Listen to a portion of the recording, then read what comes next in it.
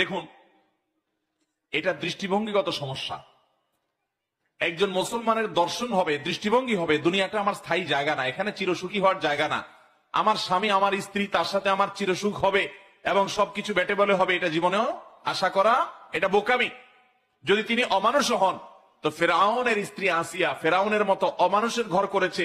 নিষ্পেষণ, নির্যাতন, জুলুম কাকে বলে, কত প্রকার কি কি, সেই জুলুম করে তাকে দুনিয়া থেকে বিদায় করে ছেড়েছে, হত্যা করে ছেড়েছে নিজের স্বামী ফেরাউন আসিয়াকে। আপনি তো তার চেয়ে বেশি নির্যাতিত না। মুসলিম মেয়েরা তাদের কথা চিন্তা করবে। এখনকার বেশিরভাগ সংসারগুলোতে অশান্তির মূল কারণ হলো শুকরিয়া নাই, যে আমি এখানে সুখী না। আপনি এখানে সুখী না বুঝলাম, আরেক জায়গায় গিয়ে সুখী হবেন, আপনারা গ্যারান্টি কে দিছি? হ্যাঁ, সীমা ছাড়াই গেছে, কোনোভাবে আর সম্ভব না। আল্লাহর দিনও আপনি পালন করতে পারেন না তার সাথে থাকতে গেলে। তাহলে সেক্ষেত্রে মুরব্বীদের সাথে পরামর্শ করেন, ওলামাদের সাথে পরামর্শ করেন, তারপরে সিদ্ধান্ত নেন, হুটহাট করেন না। কিন্তু পরকীয়া কোন অবস্থাতে জায়েজ হতে পারে?